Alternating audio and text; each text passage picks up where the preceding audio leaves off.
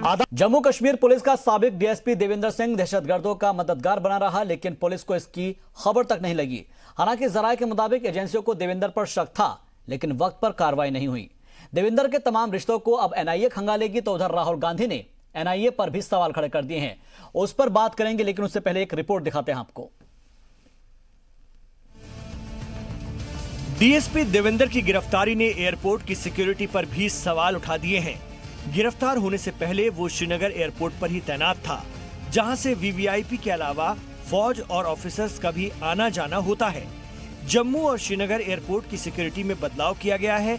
दोनों एयरपोर्ट की security CISF के हवाले करने की हिदायत जारी की गई है। सरकार के इस फैसले को डीएसपी देविंदर सिंह की गिरफ्तारी से जोड़कर देखा जा रहा है।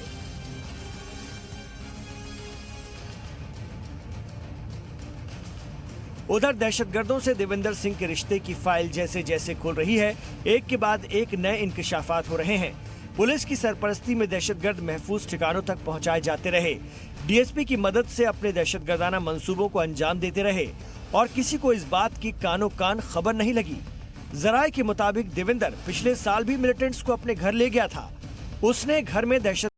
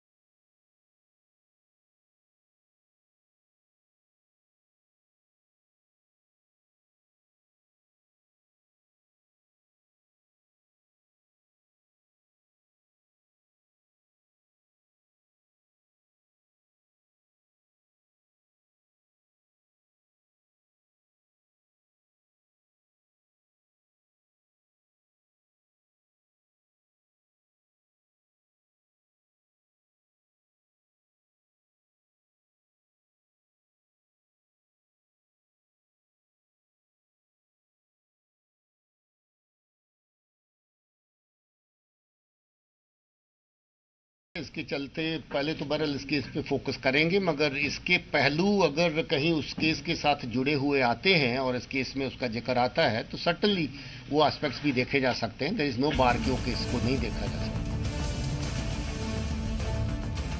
देविंदर सिंह पर डिपार्टमेंट को नाज था, तभी तो साल 2018 में उसे यौम आजादी के मौके पर वीरता पदक से नवाजा गया था। पुलिस महकमे में उसकी अपनी अलग शिनाख्त थी, वो अपने इसी रसूख का फायदा उठाता रहा। महकमे में अपनी खास हैसियत की वजह से दहशतगर्दों का सरपरस्त बना रहा, लेकिन पुलिस महकमा उसे हमेशा के लिए बाहर करना चाहता है। साथ ही वापस लेना चाहता है वो एजाज जो उसे बहादुरी के लिए दिए गए थे। एस्टवाइल स्टेट की तरफ से एक मेडल उसको मिला था, जो पुलवामा की पुलिस लाइन के अंदर जब फदाइन अटैक हुआ था उसमें उसके रोल के लिए, उसके काम के लिए, और हम उसकी भी सिफारिश करेंगे कि इस तरह की एक्टिविटी के चलते उस मेडल को बहरहाल वापस लिया जाए। एनआईए की पूछताछ काफी अहम है, क्योंकि ये बात सिर्फ पुलिस और दहशतगर्दों के रिश्ते तक महदूद नहीं है, साथ ही पैसों के लेन देन का भी।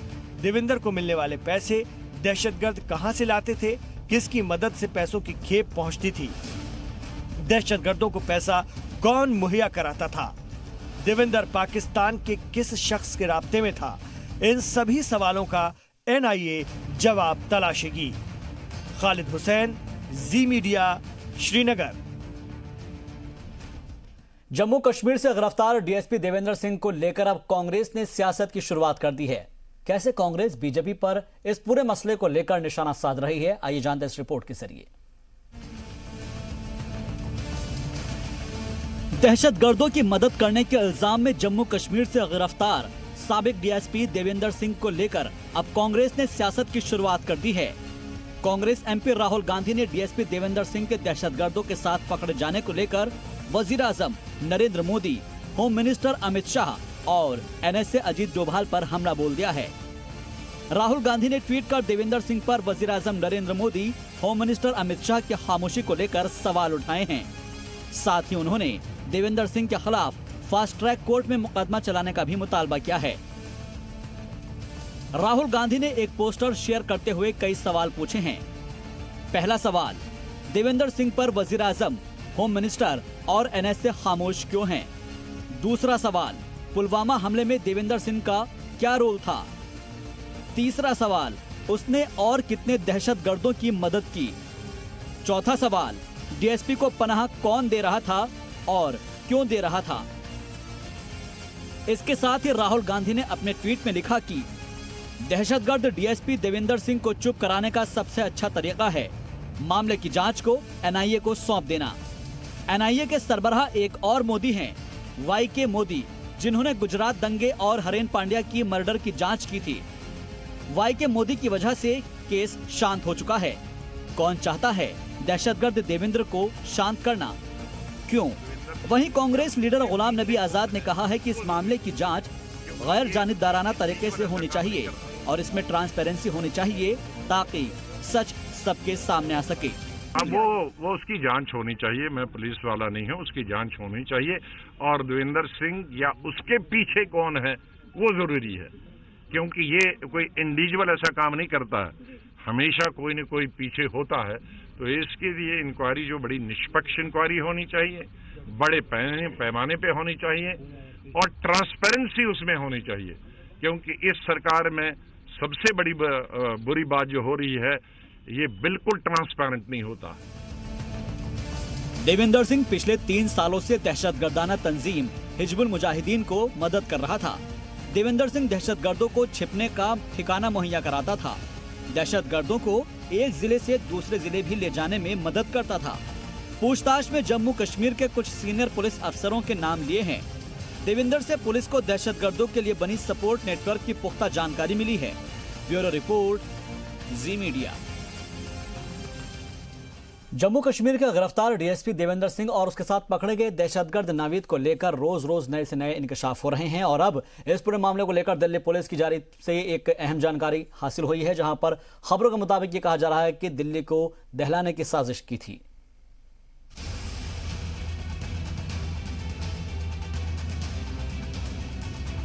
श्रीनगर जम्मू हाईवे पर चेकिंग के दौरान गिरफ्तार डीएसपी देवेंद्र सिंह और दहशतगर्द नवीद को लेकर एक और चौंकाने वाला इंकशाफ हुआ है।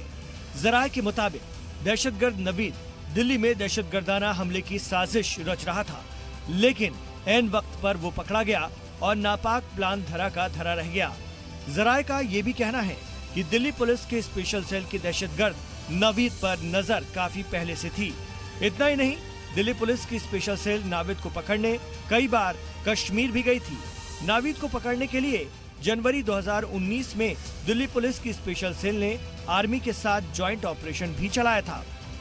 जुनूबी कश्मीर का ये वही दहशतगर्दाना ठिकाना है जिसे नावीद ने दहशतगर्दों के छिपने के लिए बनाया था। इस अंडरग्राउंड अड्डे को देखकर समझना मुश्किल नहीं है कि यहाँ पर छिपना और सिक्योरिटी एजेंसियों से बचना कितना आसान था। खबरों के मुताबिक पकड़े गए दहशतगर्दों से पूछताछ में पता चला है कि दहशतगर्द नावीद और उसके साथी के साथ मिलकर दिल्ली एनसीआर में भी हमले की प्लानिंग कर रहे थे। नावीद मुश्ताक उर्फ नावीद बाबू जम्मू कश्मीर में नए सिरे से अपना बेस भी बना रहा था, लेकिन नफरत फैलाने वालों की आखिरकार हार होती है। देवेंद्र सिंह और दहशतगर्द नावीद कानून के शिकंजे में हैं और अभी इनके कई राज खुलने बाकी हैं। नीरज गौड़, जी मीडिया, दिल्ली। तो रिपोर्ट के जरिए आपने समझ लिया कि आखिर कैसे कैसे मामला आगे बढ़ता चला गया और इन सब के बीच जब ये पूरा मामला आगे बढ़ा है तो अब जम्मू और श्रीनगर एयरपोर्ट की सिक्योरिटी में बड़ा बदलाव कर दिया गया है। अब सीआईएसएफ के पास 31 जनवरी से दोनों ही अहम एयरपोर्ट की सिक्योरिटी की जिम्मेदारी होगी। Bureau of Civil Aviation Security ने दोनों ही एयरपोर्ट की सिक्योरिटी का जायजा लिया और जिसके बाद ये फैसला लिया गया है कि सिक्योरिटी में बदलाव की वजह डीएसपी देवेंद्र सिंह की गिरफ्तारी है, क्योंकि गिरफ्तारी के वक्त वो श्रीनगर एयरपोर्ट की सिक्योरिटी में तैनात थे। श्रीनगर अंतर्राष्ट्रीय एयरपोर्ट की सुरक्षा का जिम्मा बहुत जल्द सीआईएसएफ को सौंप दिया जाएगा, जिसकी प्रक्रिया जो है शुरू भी हो चुकी है। हालांकि इस जगह की जो सुरक्षा व्यवस्था है वो फिलहाल जम्मू कश्मीर पुलिस और सीआरपीएफ कर रही थी, लेकिन देवेंद्र सिंह डीएसपी जो एंटी हाईजैकिंग में यहीं इसी श्रीनगर एयरपोर्ट पे तैनात थे, उनकी गिरफ्तारी के बाद जब ये खुलासा हुआ कि वो मिलिटेंट्स की मदद कर रहे थे, हर उस जगह की सुरक्षा को टटोला जा रहा है, वहाँ बदलाव लाया जा रहा है और उसका एक हिस्सा जो है श्रीनगर एयरपोर्ट भी है, जहाँ पर वो लास्ट पोस्टिंग उनकी थी, जहां वो एंटी हाईजैकिंग में डीएसपी थे। और उनकी गिरफ्तारी के बाद अब बहुत जल्द इस एयरपोर्ट की सुरक्षा जो है सीआईएसएफ को दी जा रही है। एमएचए ने इस पर जो है निर्णय भी लगभग कर चुके हैं वो, और बहुत जल्द इस एयरपोर्ट की सुरक्षा जो है अब सीआईएसएफ को दी जाएगी, क्योंकि हर वो जगह जहां देविंदर सिंह तैनात थे शक के दायरे में है, और वहां जिसमें डीपीएल पुलवामा है वहां पर भी सुरक्षा व्यवस्था को फिर से एक बार रिव्यू किया गया। और श्रीनगर एयरपोर्ट जो अंतर्राष्ट्रीय एयरपोर्ट है और जहां पर जो है बहुत ही संवेदनशील एयरपोर्ट है, क्योंकि इसके बिल्कुल साथ में जो है एक डिफेंस एयरपोर्ट भी है, और इसलिए ये हाई सिक्योरिटी जोन माना जाता है। और यहाँ पर सुरक्षा में ब्रीच कहीं ना कहीं जो दिखा देविंदर सिंह की यहाँ पोस्टिंग होने की वजह से, और अब इस एयरपोर्ट की सुरक्षा जो है बाकी एयरपोर्टों की तरह सीआईएसएफ को सौंप दी जाएगी, जिसकी प्रक्रिया शुरू हो चुकी है। और इस महीने के आखिर तक ये एयरपोर्ट जो है सीआईएसएफ के हवाले होगा। कैमरा पर्सन इरफान मंजूर के साथ खालिद हुसैन, जी मीडिया, श्रीनगर एयरपोर्ट। और वहीं आपको ये भी जानकारी देते हैं कि श्रीनगर के साथ साथ जम्मू एयरपोर्ट के सिक्योरिटी की जिम्मेदारी भी सीआईएसएफ को सौंपी गई है। देखिए, ये भी धारा 370 की एक देन है। धारा 370 के होते हुए बड़े अफसोस की बात है कि देश के दो सबसे बड़े सेंसिटिव एयरपोर्ट्स जम्मू और श्रीनगर, उनकी सुरक्षा जम्मू कश्मीर पुलिस या सीआरपीएफ के पास थी, ना कि सीआईएसएफ के पास। बाकी देश के अंदर सीआईएसएफ जो कि एक प्रोफेशनल फोर्स है, जो इसके लिए ट्रेन की गई है एयरपोर्ट सिक्योरिटी के लिए, उसको यहाँ पर नहीं लाने दिया गया पुरानी रियासती सरकारों द्वारा। अब जबकि 370 हट चुका है तो रास्ता साफ है सीआईएसएफ का यहाँ डिप्लॉय होने के लिए, क्योंकि सीआईएसएफ एक प्रोफेशनली ट्रेन्ड फोर्स है एयरपोर्ट सिक्योरिटी के लिए। और जम्मू और श्रीनगर जैसे सेंसिटिव एयरपोर्ट्स के ऊपर, जैसे आपने कहा कि इसको पहले से लग जाना चाहिए था, लेकिन जो 370 के कारण ऐसा नहीं हो सका। और अब बड़ी खुशी की बात है कि गृह मंत्रालय से जो फैसला आया है कि 31 जनवरी तक इनको जहां पर लग जाना चाहिए, ये बहुत ही अहम फैसला है, और इससे दोनों एयरपोर्ट्स की सुरक्षा जो है वो काफ़ी मजबूत होगी। श्रीनगर एंटी हाईजैकिंग में तैनात देवेंद्र सिंह के मिलिटेंट्स के साथ लिंक निकलने के बाद जम्मू कश्मीर में जम्मू और श्रीनगर एयरपोर्ट पे काफ़ी तब्दीलियां जो है की गई हैं। यहाँ पे सिक्योरिटी जो है अभी तक जो है, ये जम्मू एयरपोर्ट का इलाका है, अभी तक सिक्योरिटी जो है जम्मू कश्मीर पुलिस और सीआरपीएफ के हाथ में यहाँ पे जम्मू एयरपोर्ट पे सिक्योरिटी थी। लेकिन अभी जो है 31 जनवरी के बाद ये जो इलाका है, ये सिक्योरिटी का जो एयरपोर्ट का जो इलाका आप देख रहे हैं, ये सिक्योरिटी जो है, इसके अंदर की सिक्योरिटी जो है वो सीआईएसएफ को जो है वो दे दी जाएगी। 31 जनवरी से सीआईएसएफ जो है, ये जो टर्मिनल जो है दिखाई दे रहा है, और इसके अक्रॉस जो है अप टू टारमैक तक, यहाँ से पैसेंजर बोर्ड करते हैं जहाज़ को, वहाँ तक की सिक्योरिटी का जिम्मा सारा सीआईएसएफ के पास होगा। और ये बाहर का जो इलाका जो आप देख रहे हैं, यहाँ पे जो सामान यहाँ पे ये पड़ा है, ये सारे इलाके को एयरपोर्ट के साथ जो है मिला के, और उसके बाद जो है इस बाहर वाला इलाका जो है, इस इलाके को जो इसको सीआरपीएफ के साथ साथ जम्मू कश्मीर पुलिस जो है इसको देख सकती है। यानी कि जो पेरीफेरी का इलाका है, जो बाहर का इलाका है, ये जो इलाका होगा, जैसे जम्मू कश्मीर पुलिस जो है यहाँ इस इलाके की जो है ये पूरी की पूरी नाकाबंदी करेगी। चारों तरफ जम्मू कश्मीर पुलिस जो है इस जो है एयरपोर्ट को जो है इसकी सिक्योरिटी पे तैनात होगी। अंदर जो है सीआईएसएफ होगी, बाहर जो है जम्मू कश्मीर पुलिस होगी। लेकिन कश्मीर के जो एयरपोर्ट है, श्रीनगर का जो एयरपोर्ट है, उसकी तैनाती में जो है सिर्फ और सिर्फ सीआईएसएफ होगी, जो कि अंदर का जो है पूरा एरिया देखेगी, और बाहर का जो श्रीनगर एयरपोर्ट में सिक्योरिटी पॉइंट ऑफ व्यू से काफ़ी पहले ही रोक दिया जाता है, वहाँ पे उस इलाके को जो है सीआरपीएफ देखेगी। वहाँ पे सीआरपीएफ जो है बाहर का इलाका देखेगी। जम्मू कश्मीर में जम्मू का जो इलाका है, इसमें बाहर का जो है जम्मू कश्मीर पुलिस देखेगी। यानी कि होम मिनिस्ट्री ने जो है जो ऑर्डर निकाले, या होम डिपार्टमेंट ने जो कल जम्मू में ऑर्डर निकाला है, उसके बाद से 31 तारीख से ये सिक्योरिटी जो है फुल प्रूफ सिक्योरिटी का ये जिम्मा जो है यहाँ पे जो है सीआईएसएफ को सौंपा जाएगा। सीआईएसएफ जो है इस मामले में स्पेशली ट्रेंड है एंटी हाईजैकिंग में। जम्मू कश्मीर में 370 की वजह से कुछ उसकी आड़ लेके कुछ डिपार्टमेंट के लोगों की वजह से, कुछ पॉलिटिशियंस की वजह से ये सारी जिम्मेवारी जम्मू कश्मीर पुलिस के पास ही रहती थी। लेकिन अब जो है ये CISF इसको मेन रूप से संभालेगी। कैमरामैन मानी के साथ राजू केरनी, जी मीडिया, जम्मू।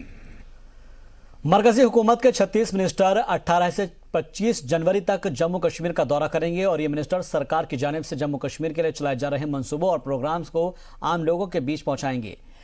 ये वजीर वादी के हालात का जायजा भी लेंगे। मरकजी हुकूमत के वजीर जम्मू कश्मीर में लोगों को उन स्कीम की भी जानकारी देंगे जिन्हें सरकार ने 5 अगस्त को आर्टिकल 370 को खत्म करने के बाद शुरू किया है। मरकजी हुकूमत ने यह फैसला अपोजिशन के आर्टिकल 370 के खिलाफ चलाए जा रहे पब्लिसिटी पर अपने मौक़िफ़ रखने के लिए किया है। मरकजी हुकूमत कश्मीर पर अपोजिशन के दिए गए बयानों को खारिज करेगी और साथ ही ये बताएगी कि कश्मीर से आर्टिकल 370 हटाए जाने का फैसला मकामी लोगों के मफाद में है। सबसे पहले तो मैं एक आम शहरी होने के नाते इस बात का स्वागत करता हूँ कि गवर्नमेंट ऑफ इंडिया ने एक शेड्यूल बनाया है जिसमें अलग अलग डिपार्टमेंट्स, अलग अलग मंत्रालय जो संभाल रहे मंत्री, केंद्रीय मंत्री हैं, वो जम्मू कश्मीर में आएंगे। तो यहाँ जम्मू कश्मीर में ऐसा पहली बार हो रहा है कि इतनी संख्या में और इतने शॉर्ट पीरियड में इतने मंत्री आएंगे।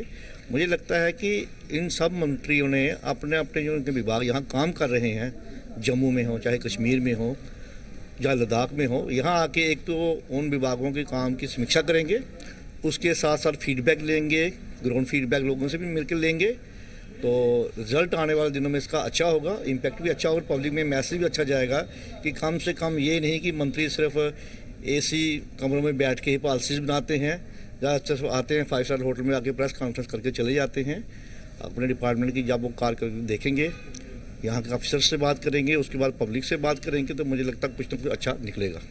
क्या लगता है कि ये खाली बातें ही नहीं रहेंगी, मुलाकातें ही नहीं रहेंगी, या इसका कोई असर भी होगा? नहीं, मुझे लगता है ये बातें मुलाकातें रहेंगी ऐसा नहीं है, इसका असर होगा। देखिए मैं बताऊँ आपको, केंद्र में अब जो सरकार चल रही है, जब पहले भी नरेंद्र मोदी जी के नेतृत्व में जो सरकार थी, इन्होंने हमेशा यही कहा है कि हम सेवा करने के लिए आए हैं, हम वर्क कल्चर लेके आए हैं, हम यहाँ करप्शन नहीं होने देंगे, लोगों तक गवर्नमेंट की स्कीम्स पहुँचे, सरकार लोगों के डोर स्टेप तक जाए। मुझे लगता है उसी कड़ी में इसका फॉलोअप हो रहा है और ये सिर्फ एक एक्सरसाइज ही नहीं है दिखाने के लिए, प्रैक्टिकली ग्राउंड पे इम्पैक्ट होगा।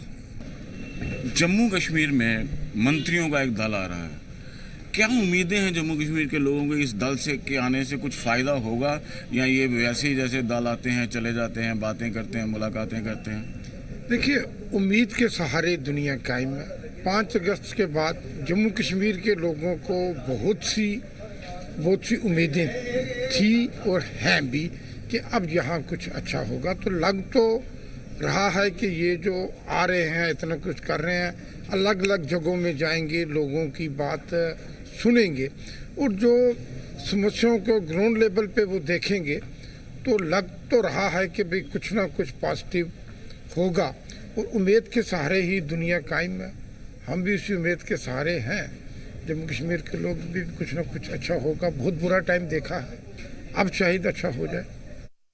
केंद्रीय मंत्रियों का एक दल कल से जम्मू कश्मीर के दौरे पे होगा। 36 मंत्री आ रहे हैं, जगह जगह जाएंगे। वो जम्मू कश्मीर के तहसील में भी जाएंगे, जम्मू कश्मीर के डिस्ट्रिक्टों में भी जाएंगे और हालात का भी जायजा लेंगे। हमारे साथ बीजेपी के प्रेसिडेंट, जो कि एक बार दूसरी बार टर्म में प्रेसिडेंट चुने गए हैं, रविंदर रैना हमारे साथ हैं। इनसे हम पूछते हैं, रविंदर जी, एक तो आपको मुबारक है, आप दूसरी बार प्रेसिडेंट चुने गए, और दूसरा जो है आपके प्रेसिडेंट चुनते ही एक नई चुनौती कहें हम कि 36 मंत्रियों का एक दल जम्मू कश्मीर आ रहा है, पहली बार ऐसा हो रहा है। क्या देखेंगे, क्या करेंगे ये आके, क्या उम्मीदें हैं लोगों को इनसे? बहुत बहुत धन्यवाद और जी न्यूज़ का मैं विशेष धन्यवाद करता हूँ। जम्मू कश्मीर में केंद्र सरकार के 38 मंत्री जो हैं वो ब्लॉक स्तर और पंचायत स्तर पर जनता के साथ डेवलपमेंट कार्यों पर चर्चा करेंगे। केंद्र सरकार की योजनाओं को कितना इम्प्लीमेंट किया गया है, अलग अलग जो जम्मू कश्मीर के अंदर केंद्र सरकार द्वारा चलाई गई योजनाओं का आम लोगों को कितना लाभ हुआ है और बहुत बड़े बड़े प्रोजेक्ट किस स्तर पर हैं, इनका रिव्यू करने के लिए 38 केंद्रीय मंत्री जम्मू कश्मीर के दौरे पर आ रहे हैं। ये बहुत बड़ी पहल है माननीय प्रधानमंत्री नरेंद्र मोदी साहब की। इससे पहले जम्मू कश्मीर में शहरी निकाय, नगर निगम निकाय चुनाव हुए, पंचायतों के सफल चुनाव हुए, बीडीसी के ब्लॉक समितियों के बड़े जबरदस्त सफलतापूर्वक चुनाव यहां संपन्न किए गए। और अब जम्मू कश्मीर के हर ब्लॉक सतह पर, पंचायत सतह पर इतने बड़े केंद्रीय मंत्रियों का आना एक बहुत बड़ा ऐतिहासिक कदम है। इससे आम जनता को, आम लोगों को फायदा होगा। केंद्रीय मंत्रियों के आने पर जो स्थानीय प्रशासनिक अधिकारी होते हैं वो एनर्जाइज्ड होते हैं, एक्टिव होते हैं। और जब बड़े प्रोजेक्टों का रिव्यू किया जाएगा तो जरूरी है कि उन कार्यों में के पूरा करने में तेजी लाई जाती है और जो काम अधर में लटके हैं उनको तुरंत पूरा करने के निर्देश हमारे मंत्री देंगे। ये टूर जम्मू कश्मीर की जनता के, आम लोगों के लिए संजीवनी के समान है। लोगों को इससे बहुत लाभ होने वाला है। जम्मू कश्मीर के साबिक वजीर आला और राज्यसभा में leader of opposition Ghulam Nabi Azad Congress के जम्मू कश्मीर मामलों की इंचार्ज अंबिका सोनी के साथ जम्मू पहुंचे हैं, जहां पर दोनों ही लीडरान ने जम्मू कश्मीर कांग्रेस एग्जीक्यूटिव की मीटिंग में हिस्सा लिया और इसके बाद जम्मू में जम्मू कश्मीर कांग्रेस की जानिब से एक प्रेस कॉन्फ्रेंस का इनेकाद किया गया। मीटिंग में हुई बातचीत की जानकारी दी गई और इस दौरान जानकारी ये दी गई कि जम्मू कश्मीर कांग्रेस यूनिट में नई जान फूंकने की तैयारी चल रही है। पार्टी को मजबूत करने पर जोर दिया जा रहा है। वाज़ेह है कि इससे पहले सहाफ़ियों से बातचीत करते हुए गुलाम नबी आज़ाद ने हुकूमत की पॉलिसियों को लेकर जबरदस्त हमला बोला था। वाले यूटी चाहते थे, जम्मू का कोई भी आदमी, और अगर किसी में ताकत है बीजेपी के लीडर में, वो स्टेटमेंट आज दे दे 24 घंटों में कि मैं यूटी चाहता हूं, मुझे स्टेट नहीं चाहिए। मैं चैलेंज करता हूं जम्मू के लीडर को कि वो कह दे आज प्रेस कॉन्फ्रेंस करके कि मुझे स्टेट नहीं चाहिए, मुझे यूटी चाहिए। इसलिए जम्मू का कोई भी, किसी भी पार्टी का, किसी भी धर्म का, किसी भी जाति का आदमी हो, वो यूटी नहीं चाहता है, वो स्टेटहुड चाहता है। तो इसलिए हमारी मांग है, हमें स्टेटहुड दोबारा चाहिए। जैसे पहले स्टेट थी वैसे जहां चीफ मिनिस्टर हो और गवर्नर हो, लेफ्टिनेंट गवर्नर, और दूसरी हमें चाहिए उस स्टेटहुड के साथ जमीन का एक्सक्लूसिव हमारे राइट्स, जम्मू कश्मीर कोई बाहर वाला खरीद नहीं सकता। और उसके साथ तीसरा नौकरियां। वैसे जम्मू कश्मीर में कोई उद्योग तो है नहीं, हमारा यहाँ एम्प्लॉयमेंट भी, सरकारी नौकरी भी एक उद्योग है। और जो सरकारी नौकरियां कितनी निकलती हैं, बहुत थोड़ी निकलती हैं। वो जो निकलती भी हैं सरकारी नौकरियां, उसमें मुश्किल से हम 20 डिस्ट्रिक्टों में उसको 2-2, 4-4 बांट सकते हैं। लेकिन अगर उसमें 650 डिस्ट्रिक्ट हिंदुस्तान हमारे देश के आ गए तो हमें तो कुछ भी नहीं मिलेगा। इसलिए कोई भी मेरा किसी भी धर्म का भाई या किसी पार्टी का आदमी ये नहीं चाहिए कि हमारी जो नौकरियां हो उसका ऑल इंडिया लेवल पे कंपटीशन होगा। ऑल इंडिया लेवल पे कंपटीशन होगा तो यहाँ का कोई भी बच्चा किसी भी नौकरी में नहीं लग सकता है। ये तीसरी हमारी